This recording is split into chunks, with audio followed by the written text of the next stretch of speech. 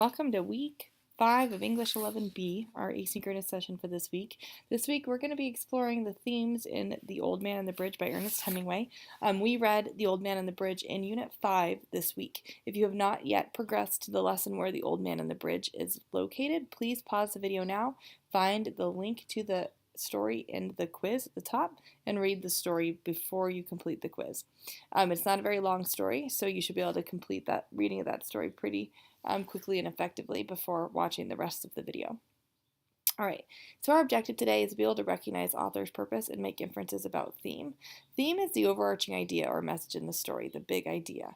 So Ernest Hemingway spent a lot of time in World War I in Europe as a volunteer ambulance driver, and he went back to Spain and acted as a reporter during the war there. So he spent a lot of time around soldiers and a lot of time around combat. And so his story today focuses on the interaction between a soldier and an old man fleeing the combat or fleeing the altercation and fleeing the enemy, let's say. And so in the story, we're going to take a look at the key pieces of evidence that will help us uncover what theme is being explored by Hemingway in the story. Hemingway was an author that liked to leave a lot to the reader to decipher on his or her own.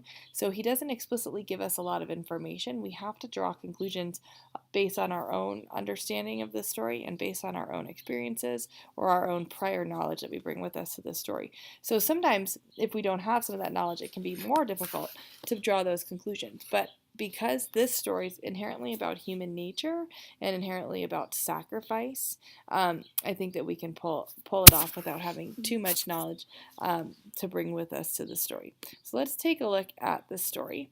So as you'll see, I have some comments listed on the right-hand side, and I have some elements of the story highlighted.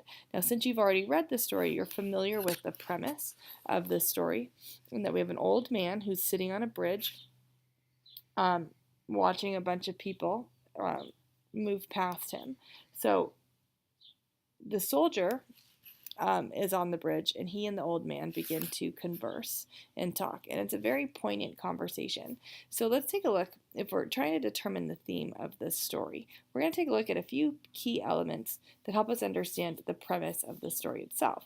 So this first section I have listed here, highlighted here, that says there was a pontoon bridge across the river and carts, trucks, and men, women, and children crossing it. This is our first indication that people are fleeing something. A pontoon bridge is a makeshift bridge that armies would set up to help people get across rivers where bridges had been removed or blown up during war. So they've constructed a makeshift bridge to help women, children, and men cross the bridge with whatever belongings they can bring with them. So we see the signs. This is my first comment here. We see the signs of the people fleeing that war. They're trying to get out of the way of the advancing army. There's an army coming up behind them that's advancing through their country, and they're trying to get out of the way before they get caught up in the combat or the fighting. So then we come across this old man on the bridge. We have an old man with steel-rimmed spectacles sitting on the side of the road. And Hemingway states here for us that he was too tired to go any farther. Now, he comments on the immobility of this character a couple of times in the story. He talks about how the old man is not able to get up or how the old man isn't able to progress. And he's just kind of sitting there waiting. So he's very wary and he's immobile. So we learn something about this person in the story. Like he's kind of resigned at this point that he isn't able to move farther than they are now. So again, our soldier, it says, it was my business to cross the bridge, explore the bridgehead beyond, and find out what point the enemy had advanced. I did this and returned over the bridge. There was not so many carts now and very few people on foot, but the old man was still there. So we see the traffic slowing down. This is a sign that the advancing army is getting closer and closer. And the soldier is starting to get impatient. The old man's still there. He's done his job. He did his job, and he returned to the bridge to keep following the people that are fleeing so that he himself can be kept safe. But the old man is still there. So we do learn something about our soldier here because he stops and has a conversation with this old man. He stops and he says, "Where do you come from?" And he and the old man have this exchange about how the old man had been looking after the animals that had been left behind, the helpless ones, you could say, that had been left behind. He did not want to leave them. But ultimately, he had to leave them because he was told to move along. Again, we see our soldier trying to do his job of getting the man to move along, and the old man won't leave his spot. The soldier's becoming increasingly concerned, where he sees the last carts were hurrying down the slope of the bank, because he knows the time is short. He and this old man are going to get caught up in the fray of the advancing army if they don't move along soon, and he's concerned about what's coming after them, after those carts. But the old man still sits here. This is a very important element in the story in deciphering the theme of Hemingway's story.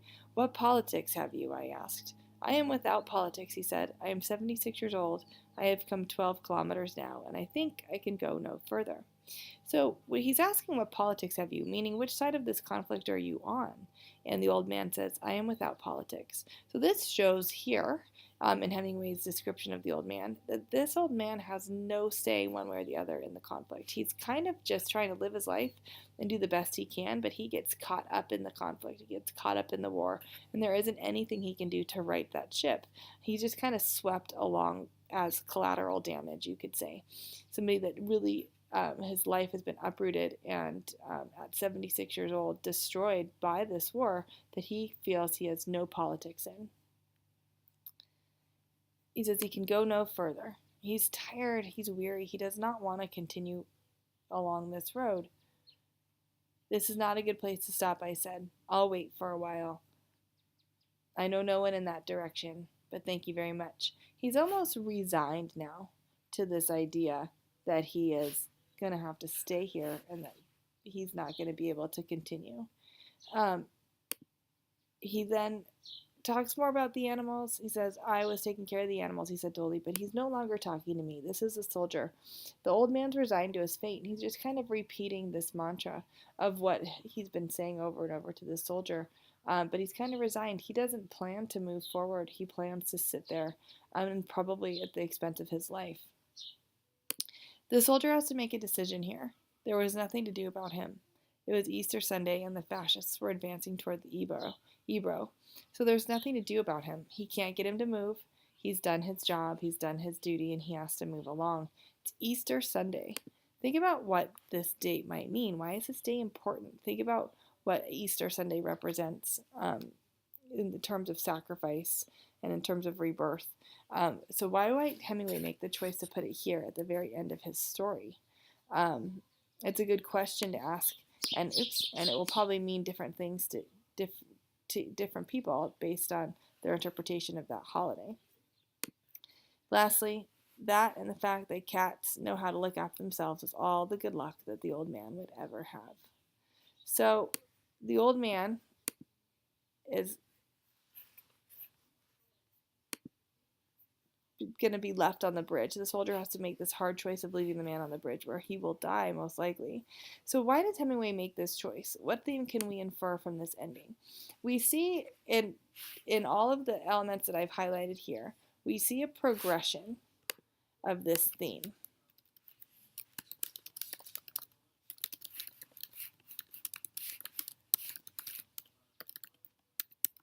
Oops, I spelled unfold wrong. So the theme progresses as the story unfolds. It's like a scaffold or a ladder. We see the soldier doing his job. We see the soldier conversing with the old man, touched by the old man's story. The old man stayed behind to take care of all the animals, to make sure they were safe.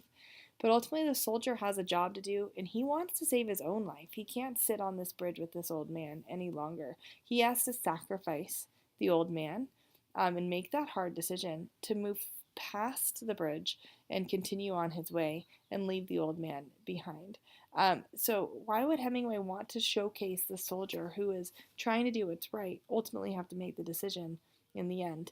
And what can we infer from this? Well, the theme of this story is number one, the hardship of war, the hardship and the choices that soldiers are put in place to make often that have to do with life and death, that they don't have any control over. So the soldier is out of control of this situation. He can't control what happens to the old man. He can only control what happens to himself, and ultimately has to make a decision in that regard.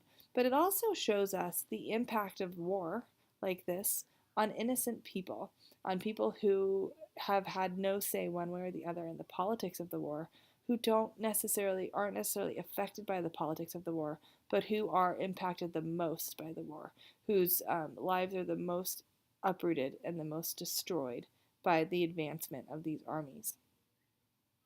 So when we look at the various elements of textual support that's highlighted in the story, if we were to write a paragraph about what we think the theme of the story is, we could utilize a lot of these elements of evidence to showcase the progression of thought of the soldier, and the conversation between the old man and the soldier. So I ask you, because we all bring different information and different experiences to the table when we read stories or when we look at stories like this, and when we talk about of what those things might mean. So my question for you is, what does this story represent to you? How can you identify elements of the story to back up your connection to the theme? So that's going to be your big question in the quiz. I'm going to ask you those two questions. What does this story represent to you, and how can you identify elements of this story to back up your connection to the theme? I'm having a very difficult time. There we go.